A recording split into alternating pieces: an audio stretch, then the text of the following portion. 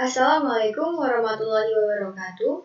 Perkenalkan, nama saya Rizky Amalia dengan NPM C1C023006 dari Program Studi S1 Akuntansi Angkatan 2023 Fakultas Ekonomi dan Bisnis Universitas Bengkulu. Di video kali ini kita akan belajar bersama tentang materi Bahasa Indonesia dari materi pertama sampai materi yang ketujuh.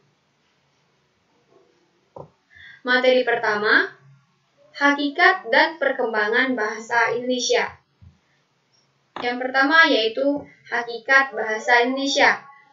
Bahasa Indonesia adalah bahasa resmi nasional yang digunakan di seluruh wilayah Negara Kesatuan Republik Indonesia sesuai yang tertera pada Undang-Undang Republik Indonesia Nomor 24 Tahun 2009 pada Pasal 1 Ayat 2. Bahasa Indonesia diresmikan sebagai bahasa nasional setelah Proklamasi Kemerdekaan Indonesia, yaitu tanggal 18 Agustus 1945. Bahasa Indonesia berfungsi sebagai bahan komunikasi kedua atau sebagai bahasa pergaulan bagi sebagian warga negara Indonesia. Bahasa yang pertama itu tetap pada bahasa daerah atau bahasa ibu. Yang kedua yaitu kedudukan dan fungsi bahasa Indonesia. Yang pertama, kedudukan bahasa Indonesia sebagai bahasa nasional memiliki fungsi sebagai lambang kebanggaan kebangsaan, kemudian lambang identitas nasional. Hal ini menjadi pembeda antara bangsa Indonesia dengan bangsa lain. Yang ketiga yaitu sebagai alat penghubung antar warga negara, antar daerah, dan antar budaya. Bayangkan jika kita tidak punya bahasa Indonesia, maka tidak akan terjadi kesamaan dalam membahas sesuatu karena keterkendalaan dalam segi bahasa. Yang keempat yaitu sebagai alat pengembangan kebudayaan, ilmu pengetahuan, dan teknologi. Selanjutnya yaitu kedudukan bahasa Indonesia sebagai bahasa negara, memiliki fungsi sebagai bahasa resmi kenegaraan. Yang kedua sebagai bahasa pengantar dalam pendidikan. Yang ketiga sebagai alat pengembangan pada tingkat nasional. Yang keempat sebagai alat pengembangan kebudayaan, pengetahuan, dan ilmu teknologi. Menurut Undang-Undang Dasar Negara Republik Indonesia tahun 1945 pada bab 15 pasal 36, bahasa negara ialah bahasa Indonesia. Selanjutnya yaitu perkembangan bahasa Indonesia. Perkembangan bahasa Indonesia sebelum Indonesia merdeka. Pada abad ke-7 Masehi, bahasa Melayu dipakai sebagai bahasa kenegaraan Kerajaan Sriwijaya. Buktinya ada prasasti di Kedukan Bukit berangkat tahun 683 Masehi di Palembang. Talang Tua berangkat tahun 684 Masehi di Palembang. Kota Kapur berangkat tahun 686 Masehi di Bangka Barat. Dan Karangbrahi berangkat tahun 668 Masehi di Jambi. Prasasti bertuliskan huruf Pranagari berbahasa Melayu kuno. Selanjutnya, pada abad ke-9, berdasarkan rancangan C.H.A. van Ockhuizen dan dibantu Mpu Nawawi dan Muhammad Taib Sultan Ibrahim, telah dilakukan penyempurnaan ejaan dalam berbagai nama dan bentuk yang tertuang dalam Peraturan Ejaan Bahasa Melayu dengan ciri ejaannya. Yang pertama, penggunaan huruf J dibaca Y. Yang kedua, penggunaan huruf OE dibaca U. Yang ketiga, penggunaan tanda diakritik meliputi tanda koma, tanda ain, dan trema. Pada 28 Oktober 1928, Kongres Pemuda II yang berlangsung di Jakarta, pemuda berikrar dalam Sumpah Pemuda Yang pertama, kami putra dan putri Indonesia mengaku bertumpah darah yang satu, tanah air Indonesia. Yang kedua, kami putra dan putri Indonesia mengaku berbangsa yang satu, bangsa Indonesia. Yang ketiga, kami putra dan putri Indonesia menjunjung bahasa persatuan, bahasa Indonesia. Tulisannya masih menggunakan OE. Pada tahun 1938, dilaksanakan Kongres Bahasa Indonesia yang pertama di Solo. Disarankan agar ejaan Indonesia lebih banyak diinternasionalkan. Selanjutnya yaitu perkembangan bahasa Indonesia sesudah Indonesia merdeka. Ejaan Republik atau ejaan Suwandi pada 19 Maret 1947 oleh Suwandi, ciri ejaan Republik yaitu yang pertama, penggantian huruf OE menjadi U. Yang kedua, bunyi sentak ditulis dengan K. Yang ketiga, kata ulang boleh ditulis dengan angka 2. Dan tidak dibedakan antara penulisan di sebagai awalan dan di sebagai kata depan. Kongres Bahasa Indonesia kedua tahun 1954 dibentuk badan yang menyusun peraturan ejaan yang praktis bagi bahasa Indonesia. Pada tahun 1957, adanya ejaan pembaruan oleh Profesor Prijono dan E. Katapo. Pada tahun 1959, terdapat ejaan Melindo atau Melayu Indonesia dengan ciri ejaan Melindo yaitu TJ ditulis C. Ejaan baru pada 19 September 1967 dengan ciri ejaan baru yaitu konsonan DJ diubah menjadi J. Konsonan TJ diubah menjadi J. Konsonan NJ diubah menjadi NY. SY diubah menjadi SY dan CH diubah menjadi KH. Pada tahun 1968, terdapat pedoman ejaan bahasa Indonesia yang disempurnakan dengan ciri huruf F, V, dan Z yang merupakan unsur serapan dari bahasa asing diresmikan pemakaiannya. Yang kedua, huruf Q dan X yang lazim dalam bidang ilmu pengetahuan tetap digunakan. Yang ketiga, awalan di dan kata depan di dibedakan penulisannya. Yang keempat, kata depan di menunjukkan tempat penulisannya dipisahkan dengan spasi. Sementara di yang menunjukkan kata kerja ditulis serangkaian dengan kata yang mengikutinya. Kata ulang ditulis penuh dengan mengulang unsur-unsurnya.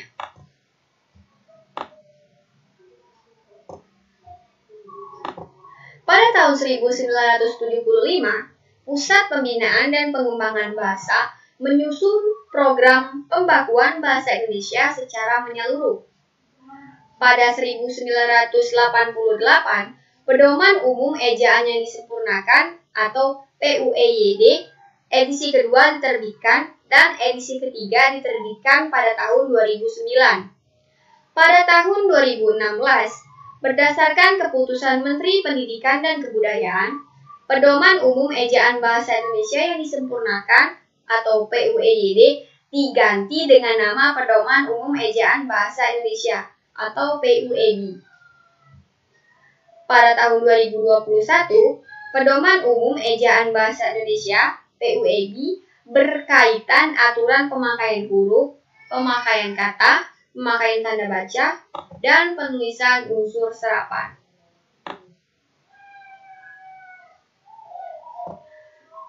Materi yang selanjutnya yaitu sikap berbahasa Indonesia. Yang pertama yaitu pengertian sikap bahasa. Sikap bahasa Indonesia yaitu peristiwa perasaan atau kejiwaan seseorang terhadap suatu bahasa sendiri atau bahasa orang lain dalam wujud bangga, mengejek, menolak, atau menerima bahasa tertentu.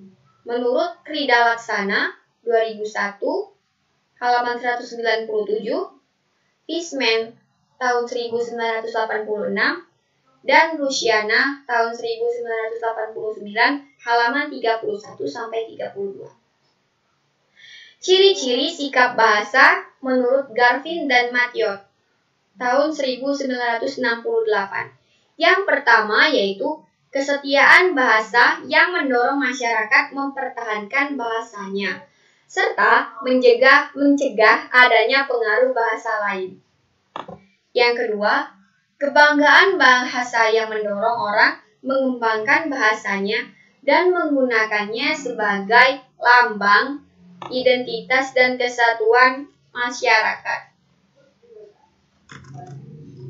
Yang ketiga, kesadaran adanya norma bahasa yang mendorong orang menggunakan bahasanya dengan cermat dan santun.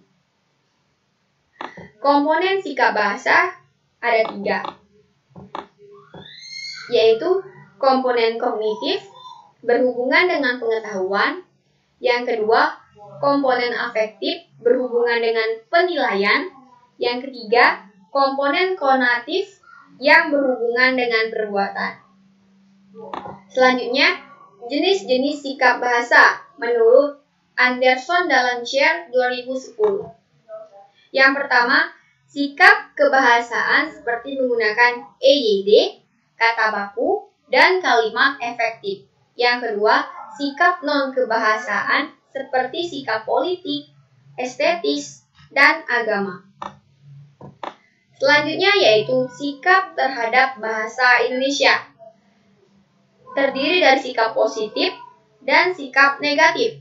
Sikap positif menggunakan bahasa Indonesia dengan hati-hati dan memperingatkan serta mengoreksi jika memakai bahasa lain saat terjadi kekeliruan dan berusaha menambah pengetahuan tentang bahasa tersebut. Sikap negatif yaitu merasa dirinya lebih pandai daripada yang lain karena fasih menggunakan bahasa asing. Materi yang ketiga yaitu bentuk tulisan secara umum. Bentuk tulisan dibedakan menjadi 2, yaitu prosa dan puisi. Prosa terbagi lagi menjadi 2, yaitu prosa fiksi dan prosa non-fiksi. Prosa fiksi contohnya novel, cerpen, dongeng, legenda, fabel, mitos, dan lain-lain. Sedangkan prosa non-fiksi terbagi lagi menjadi 2, yaitu hasil kajian pustaka dan hasil dari proses penelitian. Hasil kajian pustaka contohnya makalah, artikel ilmiah populer, berita, biografi, buku teks, buku ajar, modul, buku panduan praktikum, dan lain-lain. Hasil dari proses penelitian contohnya laporan hasil penelitian, skripsi, tesis, disertasi, artikel jurnal, makalah hasil penelitian, buku referensi, dan monograf. Puisi terbagi menjadi 2, yaitu puisi lama dan puisi baru. Puisi lama contohnya mantra, pantun, karmina, seloka, gurindam, syair, dan talibun. Sedangkan puisi baru contohnya tragedi, komedi, opera, melodrama, farce, tablo, dan sendera tari. Tulisan akademik. Apa pengertian dari tulisan akademik? Tulisan akademik adalah tulisan yang mengaji suatu permasalahan yang dilakukan melalui proses penelitian dengan metode ilmiah yang dapat diterima dan digunakan dalam lingkungan akademik. Menurut Dalman 2008, Kusmana dan kawan-kawan 2009, dan Jauhari 2008. Bentuk tulisan ilmiah terdiri dari 2. Yang pertama yaitu hasil kajian pustaka.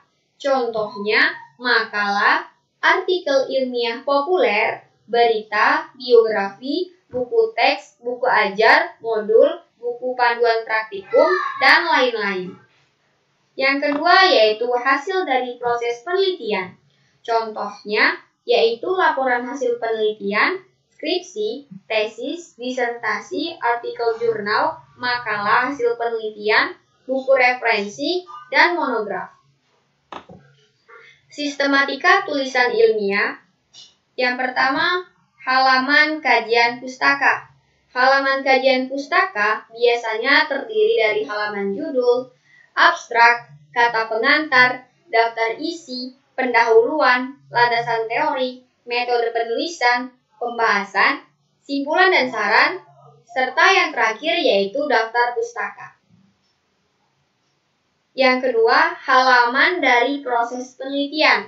Biasanya berisi halaman judul, abstrak, kata pengantar, daftar isi, pendahuluan, landasan teori, metode penelitian dan pembahasan, simpulan dan saran, serta yang terakhir yaitu daftar pustaka. Materi yang keempat yaitu menjelajahi dunia pustaka dari berbagai sumber referensi digital. Beberapa sumber dunia pustaka dari berbagai sumber referensi digital. Yang pertama yaitu Crossref, yang kedua PDF Drive, yang ketiga Mendeley, yang keempat Taylor Francis Online, yang kelima Library Genesis. Nah, aplikasi Mendeley ini yang kita pakai, aplikasi yang membantu dalam membuat sitasi atau kutipan dan daftar pustaka. Mendeley ini ada 3. Yang pertama Mendeley Desktop, yang kedua Mendeley Web, yang pertama yaitu Mendeley Desktop, yang kedua Mendeley Web, yang ketiga Mendeley Reference Manager. Mendeley Desktop ini Mendeley yang offline. Mendeley Web muncul di sini. Nah, ini adalah contoh Word yang sudah terverifikasi dengan Mendeley Reference Manager. Coba kita lihat.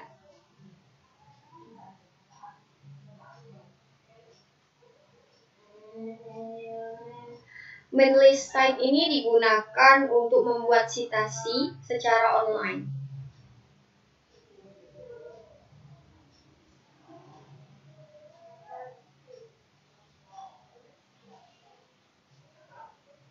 Loading ya, ini error.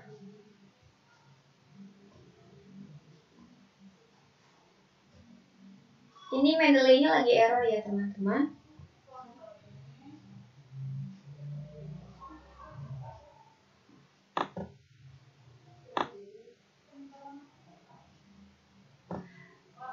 Pertemuan yang kelima yaitu membahas materi hakikat presentasi ilmiah. Hakikat presentasi ilmiah.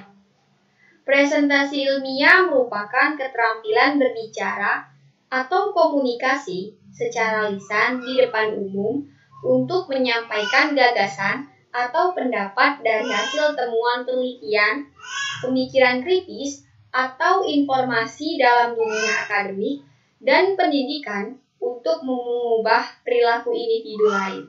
Menurut Sadono, 2012, Hofland, dan Janis dan Kelly, tahun 1995. Terdapat 3 komponen dasar dari sebuah komunikasi, yakni pemberi pesan, media yang digunakan, dan penerima pesan. Presentasi yang hebat terjadi apabila audiens atau pendengar memahami pesan yang disampaikan oleh komunikator melalui pemilihan media yang tepat, sehingga audiens atau pendengar terinspirasi untuk menentukan langkah terbaik. Yang keempat, presentasi yang buruk terjadi apabila komunikan tidak mampu menjelaskan pesan dan tidak mengoptimalkan media yang dipergunakan, sehingga audiens tidak paham terhadap pesan yang diterimanya. Selanjutnya yaitu alur presentasi. Alur presentasi terdiri dari 3. Yang pertama yaitu pembukaan. Bagian pembukaan ini harus menarik karena ini menjadi kesan pertama bagi audiens untuk lanjut menyimak atau tidak. Yang kedua yaitu bagian isi. Pada bagian ini, sampaikan ide hebat dari hasil penelitian, mulai dari pendahuluan atau latar belakang, pemahaman akan kesalahan, metode penelitian, analisis atau penyelesaian. Bagian yang 3 yaitu penutup. Bagian ini berisi kesimpulan dan pernyataan penutup.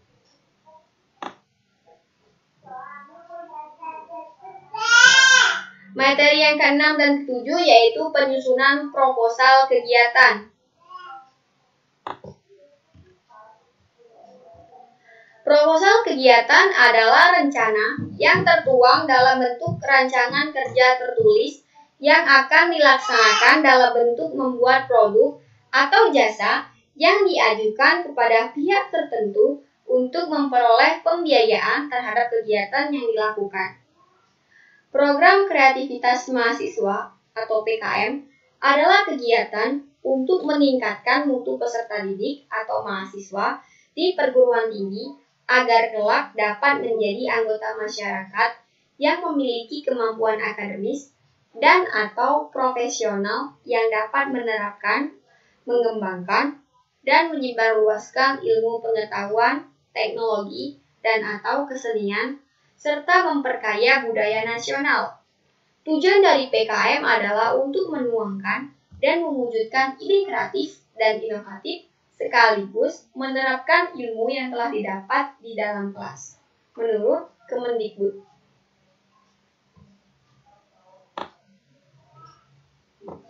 Sistematika proposal kegiatan PKM terdiri dari judul. Judul berisi suatu adanya nilai kebaruan, up to date, dan maksimal 15 kata atau frasa. Yang kedua yaitu daftar isi.